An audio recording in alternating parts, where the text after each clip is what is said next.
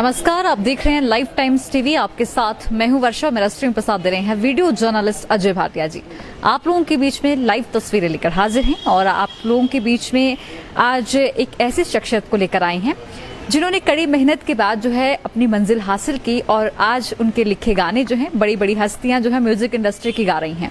तो हमारे बीच में हमारे साथ इस वक्त मौजूद हैं रमन रघुवंशी जी। रमन रघुवंशी जी, सबसे पहले लाइव टाइम्स टीवी में आपका बहुत स्वागत है। बहुत बहुत धन्यवाद वर्षा, बहुत बहुत धन्यवाद। Thank you so much. Thank you. तो मैं आपको सबसे पहले बता दूं कि रमन रघुवंशी जी है कौन। वैसे तो ये हिमाचल प्रदेश के रहने वाले हैं और सबसे बड़ी बात ये है कि ये हिमाचल निर्माता डॉक्टर यशवंत सिंह परमार जी के गांव से रहने वाले हैं। और इसी के साथ आपको बता दूं कि सोलन में भी इनके बहुत सारा लंबे समय जो सोलन में बीता है, उसी के साथ आज ये बॉम्बे में रहते हैं और वहां पर जो उनकी कला है उसको बढ़ाते हुए आगे। अगर बात करें तो आजकल हिमाचल प्रदेश या फिर बाहर की बात करें तो युवा जो है बेरोजगारी का रोना रोते हैं, लेकिन जो मेहनत कर रहे हैं वो कहीं ना कहीं कामयाब भी हो रहे हैं। तो रमन रघुवंशी जी एक डायलॉग डिलीवरी लिखते भी हैं और लिरिसिस्ट भी हैं और अच्छे एक्टर भी हैं। तो मैं रमन रघुवंशी जी से आपकी बातचीत करवाती हूँ। रमन जी, सबसे पहले अपने बारे में थोड़ा सा बताएं, अपने जीवन के बारे में, उसके बाद जो है आगे की बात करते हैं। जी वर्षा, मेरा नाम रमन रघुवंशी है और मैं रहने वाला हिमाचल प्रदेश का हूं, पर वर्तमान में मैं मुंबई में रह रहा हूं। बहुत समय मेरा हिमाचल प्रदेश में बीता है। प्रारंभिक जो मेरा प्रशिक्षण रहा है वो शिमला गेटी से मेरा नाता रहा है और अभी फ़िलहाल मुंबई में हूं। पिछले 5 सालों से संघर्षरत हूँ, ये कह सकता हूँ। अभी कुछ बहुत बड़ा ऐसा हमने अभी नहीं किया है, पर हाँ, उम्मीदें बहुत है और हम पूरी तरह से आश्वस्त हैं कि आने वाला भविष्य हमारा डेफिनेटली कुछ ना कुछ अच्छा अपनी लाइफ के साथ जरूर कर लेंगे हम। जी। तो रमन जी, सबसे पहले तो बधाई आपको, क्योंकि आपके लिखे गाने जो हैं पहले मोहित चौहान गा चुके हैं, लेकिन अभी हाल ही में जो आपका नया गाना आया है, जो आपने नया गाना लिखा था, वो शान ने गाया है। सभी जानते हैं कि शान एक म्यूजिक इंडस्ट्री के जाने माने चेहरे हैं और प्लेबैक सिंगर हैं और उनकी आवाज़ में आपका गाना गया है। कैसा लगा आपको और कैसे आगे का अनुभव कैसा है? देखिए मैडम, जहाँ तक शान सर की बात है तो मेरे साथ ये 2-3 बार ऐसा हो चुका है। यूजुअली मेरे साथ होता ही ऐसे। मोहित सर वाला जो गाना है वो भी जब रिकॉर्ड हुआ था तो मुझे नहीं पता था। जब वो गाना रिलीज़ हुआ फिर मुझे मालूम पड़ता है कि मैंने जो लिरिक्स लिखे थे वो मोहित चौहान सर ने गा लिए। उसके बाद शान सर अभी चेन्नई में मैं एक मूवी का प्रोजेक्ट करके आया, वहाँ पे भी इन्होंने मेरा एक गाना गाया। इवन मैं जब वापस हुआ मुझे बाद में पता चलता है कि शान सर ने गाया है। और ये जो गाना है इसमें भी मेरे साथ ऐसा रहा, पहले मुझे नहीं मालूम था कि ये शान सर गाने वाले हैं इसको। और सच बताऊं तो बहुत ज़्यादा ऐसी उम्मीद भी नहीं थी मुझे कि इतना ज़्यादा जनता इसको पसंद करेगी, क्योंकि मैं राइटिंग पॉइंट ऑफ व्यू से देखता हूँ चीज़ों को कि एक लिरिसिस्ट जो है वो कुछ गहरा चाहता है।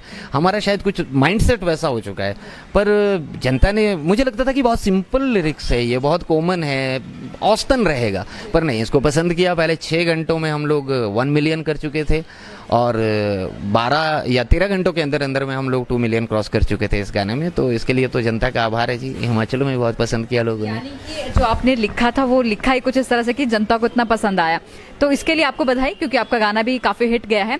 लेकिन जैसे कि अभी आपने कहा कि आपको पता ही नहीं होता लिखने के बाद कि गाना कौन गा रहा है। पहले मोहित चौहान जी गा गए, अब शान जी गा गए, तो कैसे ये आपने लिखने की कला कहाँ से आई आपने और म्यूजिक कैसे लिखने शुरू किया? जी देखिए, सबसे पहले तो मेरा पोइट्री से नाता रहा है स्कूल टाइम से, और मैं ये समझता हूँ कि जहाँ तक सृजन की बात है, सृजनात्मकता की बात है, ये जन्म जन्मांतर की यात्राओं से संभव हो पाता है जी। और बाकी आपके जीवन के जो अनुभव होते हैं वो संजोते हुए उन्हीं को आप कागज़ पे उतारते हैं। ये ऐसा नहीं है कुछ कि अच्छा, बहुत से लोग ऐसे भी होते हैं जो बहुत अच्छे वक्ता होते हैं क्योंकि वो बहुत अच्छे श्रोता होते हैं, वो बहुत अच्छे दर्शक होते हैं, इसलिए वो बहुत अच्छे अभिनेता बन जाते हैं। तो लेखन में भी ऐसा है, कई लोग स्टडी बहुत करते हैं, पढ़ते बहुत हैं, तो इसलिए उनकी लेखन क्षमता खुद ब खुद जो है वो उभर कर आती है। पर वास्तव में अगर मैं अपने बारे में बात करूं तो नहीं, जीवन के अनुभव से जो आदमी, जीवन के अनुभव जिसके अलग अलग तरह के रहे हों, जिसने जीवन को बहुत से आयामों में जिया हो, मुझे ऐसा लगता है कि एक दक्ष लेखक वो हो सकता है। ये तो रही बात। और लेखन, ये जो हम अभी बात कर रहे थे कि शान सर ने गाया, हमें पता नहीं होता, ये एक पैटर्न है नीचे इंडस्ट्री का, क्योंकि हमारा क्या है, लिरिसिस्ट का मैक्सिमम जो कनेक्शन होता है वो म्यूजिक डायरेक्टर से होता है और ये सारी चीज़ें म्यूजिक डायरेक्टर फाइनल करते हैं कि किसको गाना है, किसको नहीं गाना है। ये जो गाना है ये लास्ट ईयर मैंने लिखा था और ये शबाब सर, मैं तो थैंक यू, शबाब सर के बहुत से गाने है मार्केट में। हमका पीनी है और हमका पीनी है उनका गाना है। दबंग का टाइटल उन्होंने किया है, तेरे नैना, वो भी शबाब भाई के। तो शुरू में जब ये मैंने लिखा था तो मुझे लग रहा था कि ये शबाब सर गाने वाले हैं, शबाब साबरी, पर बाद में उन्होंने मुझसे कहा कि नहीं, इसको शान ने गा लिया है। बहुत अच्छी बात है, क्योंकि शान सर के गाने भी हम बचपन से सुन सुन के बड़े हुए हैं, तो हमारे लिए डेफिनेटली एक बड़ी बात गाना भी काफी रोमांटिक सा है जो आपने लिखा था, तो शान जी की आवाज में बखूबी बहुत अच्छा लग रहा है। तो इसी के साथ अभी तक आपने कितने डायरेक्टर्स के साथ काम किया है, कितने सिंगर जो हैं अभी आपको लगता है कि भविष्य में गाने वाले हैं आपके लिखे गाने? जी जी, देखिए भविष्य में तो मुझे ऐसा लगता है कि सभी लोग गाने वाले हैं। इसको ये मैं ओवर कॉन्फिडेंस तो नहीं कहूँगा, पर हाँ ये मेरा कॉन्फिडेंस है। और अभी तक जो मेरी जीवन की सबसे बड़ी उपलब्धि रही है वो रही है कि मैंने इलैयाराजा सर के सानिध्य में काम किया है। वर्ल्ड में अगर आप गूगल करेंगे तो इलैयाराजा सर एक इतना बड़ा नाम है अपने आप में। 7,000 गाने हैं उनके, 1300 से ज़्यादा फिल्म्स वो कर चुके हैं, और पद्मश्री हैं इलैयाराजा सर। और सबसे खास बात कि हम रहमान साहब के गाने सुन सुनकर बड़े हुए हैं। ए आर रहमान साहब का दबदबा है आज पूरे भारत में, तो ए आर रहमान साहब के उस्ताद रहे हैं इलैयाराजा सर, और मुझे उनके सानिध्य में काम करने का मौका मिला। 4 गाने, सितंबर में ये मूवी आने वाली है मैम, अभी जस्ट सितंबर में मूवी आने वाली है, उसमें भी आपके लिखे गाने जो हैं सुनने को मिलेंगे किसी और सिंगर के साथ। तो आप कब से, कितने उम्र से लिखना शुरू कर दिए? वैसे तो आपने कहा है कि कविताओं से आपका नाता रहा है, पोइट्री से आपने लिखना, तो गाने कब से लिख रहे हैं आप? गाने मैं ये कह सकता हूँ कि 2011 या 12 के करीब मैंने लिखना शुरू किया था। और एक रैप, मेरा शुरू में जो इंटरेस्ट था वो रैप में बहुत ज़्यादा था, मैं बहुत करता था। कुछ लाइंस अभी मैं आपके साथ शेयर भी कर सकता हूँ उसकी, जो मेरा पहला ट्रैक है। इवन वो रिलीज़ नहीं हुआ, हमने उसको बनाया नहीं, म्यूज़िक कंपोज कुछ नहीं हुआ है उसका, पर होप सो कि फ्यूचर में कभी पहला प्रोडक्ट तो अपना हम बाहर लेकर आएंगे। जी जी, ज़रूर आप हमारे दर्शकों को अपना पहला रैप सॉन्ग ज़रूर सुनाएं, उसके बाद उस गाने की भी लाइनें सुनाएं जो अभी हाल ही में शान द्वारा आपका गाया गया। बिल्कुल बिल्कुल बिल्कुल। सबसे पहले जो मैंने सबसे पहले लिखा था, जिसके साथ हम न्याय नहीं कर पाए, वो लाइंस मैं आपको सुनाता हूँ।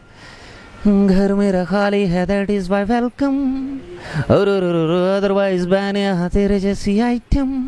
अरे सीधे सीधे मान जाना, बात गोल मोल कर, शराब में पियेंगे शबाब को घोल कर। प्रोफाइल तेरी फेक है, एटीट्यूड ज्यादा है, मूड बने तो आ जाना, बिन कुंडी का दरवाजा है, प्रोग्राम शाम का बना लेना पहले, मैं बंदा बड़ा बिजी हूँ, अपॉइंटमेंट ले ले। ऐसा कर अपनी डिमांड बता दे बेबी, कौन सा पिएगी तू वो ब्रांड बता दे बेबी, बड़ा पछताएगी जो आज भाव खाएगी, तू किस्मत वाली है जो घर मेरा खाली है। फोन स्विच ऑफ कर, काम सब समेट कर, सोच मत इतना अभी सीन अब सेट कर, रहम नहीं होगा आज जाम और पैमानों पर, रात भर लूंगा तेरी राय अपने गानों पर, ठंडी ठंडी चांदनी में महफिल हम सजाएंगे, अपने घर की बालकनी में सोफा लगाएंगे, काम करेंगे बाबू ठुक और ठाट का, बालकनी में बाढ़ के लट्टू 0 वाट का, मिला मौका तुझको बड़ी ही तू लकी है, आए तू या ना आए पर पार्टी आज पक्की है, सरे आम मरा चले सिक्का मस्ती के बाजार में, आना है तो आजा नहीं तो कई है कतार में। ये मेरा क्या बात है, बहुत बढ़िया। पहला गाना था आपका जो अभी तक रिलीज नहीं हुआ, लेकिन भविष्य में आप जरूर रिलीज करेंगे। इसी के साथ ही देखिए, एक अच्छा राइटर जो है अच्छा गाता भी है, क्या कभी आपने सोचा नहीं कि अपने गानों को कभी खुद भी गाएं, अपनी आवाज भी दें? डेफिनेटली सोचा है मैडम, पर इंडस्ट्री में अभी मैं ऐसी बेवकूफ़ी नहीं करूँगा, क्योंकि वास्तविकता ये है कि हमारी इंडस्ट्री में क्या है कि बड़ी फ्रैंकली मैं आपसे ये शेयर करना चाह रहा हूँ कि हमारी इंडस्ट्री में ऐसा होता है कि अगर आप मान लीजिए राइटर है, इनिशियली आप स्ट्रगलिंग राइटर, स्ट्रगल कर रहे हैं आप, और आपने कंपोज करना शुरू कर दिया, तो आपको म्यूजिक कंपोजर्स जो है थोड़ा हटाना शुरू कर देंगे, क्योंकि आप फ्यूचर में उनके पेट पर लात मार सकते हो। इसलिए अगर आप राइटर है तो आपको भी स्पेसिफिक रहना पड़ेगा, आपको बहुत ज़्यादा, जी जी डेफिनेटली बहुत ज़्यादा स्पेसिफिक रहना पड़ेगा आपको। तो 2 लाइनें उस गाने की भी जो अभी हाल ही में शान ने गाया है आपका गाना। जी, मैं चाहूँगा कि उस गाने का मैं एक ऐसा अंतरा आपको सुनाऊं जो उसमें नहीं है, उसमें नहीं है, जो उसमें नहीं है। हाँ, क्योंकि उसमें एक ही अंतरा है, और ये मैंने लिखा था, शबाब सर से भी डिस्कस हुआ था ये, तो मैं आपको सुना देता हूँ कि कितना छुपा लो छुपती नहीं है इन नैनों की ये चोरियां, सोचा नहीं था नैना बनेंगे आवारा दिल की कमजोरियां, बातों में आए जो इन नैनों की तो ही तो हो गई है ये ठगी, और उस पे हमको ही मिलने लगी है अब सजा, हमने भरोसा नैनों पे जब किया, नैनों ने तेरे मुझसे मेरे दिल को ठग लिया। Thank you so much. बहुत ही सुंदर गाना है ये। जब मैंने आपसे बात की थी उस समय मैंने ये गाना सुना था, तो काफ़ी सुंदर गाना है। और इसके अलावा आप जिस तरह से ट्रेनिंग भी देते हैं, आपने सोलन के काफ़ी सारे बच्चों को जो है फिल्मी दुनिया में पहुंचाया है, तो कैसा आपका एक्सपीरियंस रहा और कैसे आपने ये शुरुआत की थी? देखिए मैडम, वो सबसे सुनहरा समय मेरे जीवन का अगर था तो वही था जब मैं सोलन हिमाचल प्रदेश में बच्चों को ट्रेन किया करता था। अगर जीवन की बात करनी हो, अपने अंतर्म आनंद की बात करनी हो, तो वो मेरा सबसे बेहतरीन समय था। सोलन में हमने एक वर्कशॉप, एक्टिंग वर्कशॉप, यहाँ पर हाईटेक एक्टिंग वर्कशॉप ऑर्गेनाइज की थी, जिसमें से आज उसका मोहित परमार उसका हिस्सा रहे हैं, जो स्टार प्लस का पांड्या स्टोर में बहुत अच्छा कैरेक्टर कर रहे हैं, बहुत अच्छा कैरेक्टर कर रहे हैं। और सोलन की ट्विंकल शर्मा भी उसका हिस्सा रही है 1 महीने की वर्कशॉप का। और उसके बाद धीरे धीरे करके फिर रियलिटी शोज जैसे जैसे आने लगे, क्योंकि ट्विंकल ने जी टीवी में फाइनलिस्ट थी, वो बहुत अच्छा परफॉर्म किया था। उसके बाद सोहम वर्मा वहाँ से गए हैं, निवेदिता मोहतका यहाँ से गई है, गर्वित सूद यहाँ से स्क्रीन तक पहुँचे हैं, एंजल ठाकुर यहाँ से गई है, बहुत से बच्चे ऐसे रहे हैं जो वहाँ गए हैं। और मेरा जो मुंबई की यात्रा है, तो एक्चुअली सोहम वर्मा जो सोलन से जी टीवी इंडियाज बेस्ट ड्रामेबाज में, हाँ मैं बताना चाह रहा था, क्रिश ठाकुर भी, उन्होंने भी बहुत अच्छा परफॉर्म किया था। इवन क्रिश ने माइम किंग का, उसको रवीना मैडम ने बोला था कि माइम किंग हो आप, और प्यारी सी किसी दी थी उसको, बहुत छोटा सा था वो, मुझे आज भी याद है।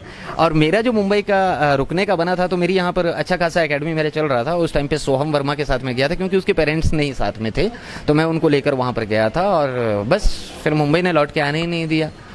तो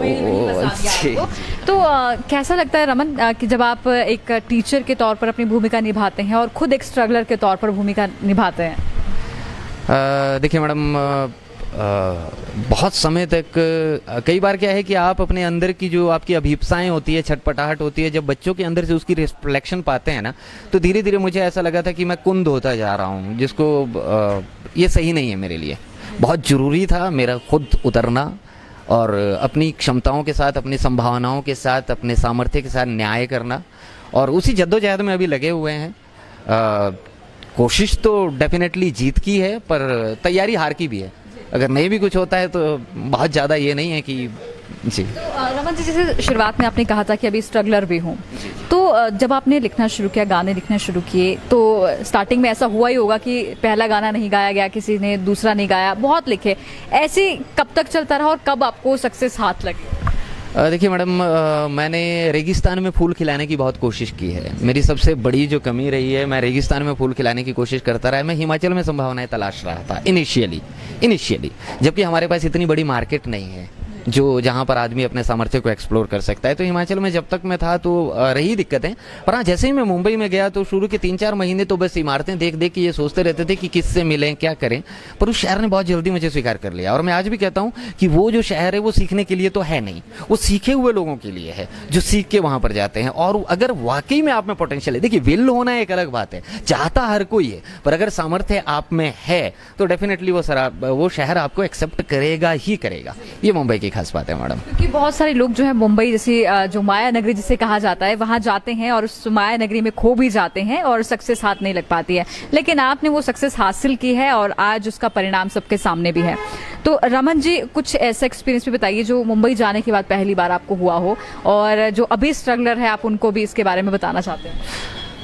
देखिए, अनुभव, मैं अपना एक अनुभव आपसे साझा करना चाहता हूँ। जैसे मैंने कहा था, इलैयाराजा सर के बारे में बताया था, मैं बहुत ही न्यूट्रल माइंड का इंसान हूँ जी। जैसे हैं वैसे है, मतलब वो आता ही नहीं है कि मैं चंडीगढ़ में था, लास्ट ईयर की बात है, गर्मियों का मौसम, और बहुत परेशान हो गया था मैं चंडीगढ़ में। तो मुझे कॉल आता है, सर आप चेन्नई आएगा? तो मैंने कहा कि पूछ रहे हो या बता रहे हो? बोलते नहीं सर, परमिशन। बोले हाँ आऊँगा। थोड़ी देर बाद मुझे टिकट मिलती है। मैंने ये तक सवाल नहीं किया जी कि मुझे क्यों चेन्नई जाना है, कौन लोग हैं जो मुझे बुला रहे हैं। हमने सीधे एयरपोर्ट गए, चेन्नई एयरपोर्ट पे उतरे, हमारे नाम का वो प्लेट लेके आदमी खड़ा था, रमन रघुवंशी से मिले तो कहता है कि सर हमको 15 मिनट मैक्सिमम वेट करना होगा, क्योंकि अभी मुंबई से एक फ्लाइट आ रही है, उत्तम सर आने वाले हैं। उत्तम सर गदर एक प्रेम कथा और दिल तो पागल है, चिट्ठी ना कोई संदेश, बहुत बड़े नामी म्यूजिक डायरेक्टर है जी उत्तम सर। तो उत्तम सर का जब नाम आया, फिर मुझे इतनी बात तो समझ आ गई कि हाँ मुझे लिरिक्स के लिए यहाँ बुलाया गया है, कुछ ऐसा है। मिले सर से और हम जी ठीक है, बहुत बढ़िया है सर। वहाँ से हमने ट्रैवल किया, अपने अपने होटल पहुँचे। होटल पहुँचने के बाद जब हम एक इंसान से हमारी मीटिंग होती है स्टूडियो में, और वो अपनी कॉम्पोजिशन और लिरिक्स हमको बताते हैं, और हम बड़े प्यार से उनके लिरिक्स और कॉम्पोजिशन सुन रहे हैं। ओके बोल रहे हैं, हो जाएगा सर, हो जाएगा। उसके बाद हमारी नज़र पड़ती है उनके पीछे लगे जो वहाँ पर फ्रेम किया हुआ था, वो एक अवार्ड था, पद्मश्री। तो दिमाग में सवाल आता है कि है कौन भाई, किसके सामने बैठे हैं हम। वहाँ से हम बाहर निकलते हैं, फटाफट करके गूगल सर्च करते हैं तो हमें पता चलता है कि ये जो है ये लेजेंड इलैयाराजा सर है, जिनके 7,000 गाने हैं, 1300 फिल्में हैं, उस्ताद हैं रहमान सर जैसों के। तो आप उनके सामने बैठे हो, अंदर गए जी, विनम्र भाव से चरण वंदना की। मैं जीवन में कभी इस इंसिडेंट को भुला नहीं सकता कि आप जितनी मर्जी कोशिश कर लो, जब आपको कुछ नहीं मिलना है तो नहीं मिलता है जी, और जब मिलना है तो आपको पता भी नहीं होता है और आपको मिल भी जाता है। बहुत बढ़िया। तो ये तो आपकी स्ट्रगल की कहानी थी कि कैसे कैसे आप आगे बढ़े। तो थोड़ा सा आप अपने बारे में बताएं, अपने घर के बारे में, क्योंकि जिस तरह से आप लिखना शुरू किया, या फिर हर माँ बाप का, अगर हिमाचल के माता पिता की बात करें तो सभी चाहते हैं कि बच्चा जो है सरकारी नौकरी में जाए, सरकारी नौकरी करे, सरकारी अफसर बने। तो जब आपने अपने माता पिता से डिस्कस किया होगा कि आपको राइटर बनना है, आप लिरिसिस्ट बनेंगे, तो कैसा रहा घर पे सब चीजें, और आज कैसा है? हम बागी हो गए थे मैडम, इनिशियली हम बागी थे, क्योंकि ये विरोध झेलना बहुत, एक तो पढ़ने में भी ब्राइट थे, अच्छे थे, फिर ऐसे फील्ड की तरफ जब आप जाते हैं तो आपको बहुत सारे रिजेक्शंस, मतलब उम्र के एक पड़ाव तक जब लोग अच्छे खासे सेटल हो रहे थे साथ वाले, तो हम जो है अपना बैग लेके घूमे होते थे कि करेंगे तो कुछ बहुत बड़ा करेंगे और पता नहीं क्या करेंगे। तो फिर ऐसे में जाहिर है कि आप लोगों की नज़रों में अभी भी बहुत सारे लोग ऐसे हैं जो ढंग से बात तक नहीं करते हैं, पर उस चीज़ से फ़र्क नहीं पड़ता है, क्योंकि यहाँ माहौल नहीं है मैडम। यहाँ किसी के भी पास जाके अगर हम बोलेंगे कि मुझे पैसे चाहिए, मैं आपके लिए गाना लिखूंगा, तो आपको मार के भगाने के अलावा उसके पास कोई दूसरा रास्ता नहीं है, क्योंकि अभी धीरे धीरे कल्चर बिल्ट हो रहा है, अभी वक्त लगेगा हिमाचल प्रदेश में वो वातावरण बनने में। तो इनिशियली बहुत विरोध रहे, बहुत विरोधाभास रहे, माँ का सपोर्ट पूरा था। मैं किसान परिवार से हूँ, मेरी माता जी को पता था कि ये करेगा वही जो इसको करना है, और ये बना भी इसी के लिए है। उनका बहुत आशीर्वाद रहा है, भाई बहनों का भी बहुत आशीर्वाद रहा है मेरे साथ, ऐसी बात नहीं है।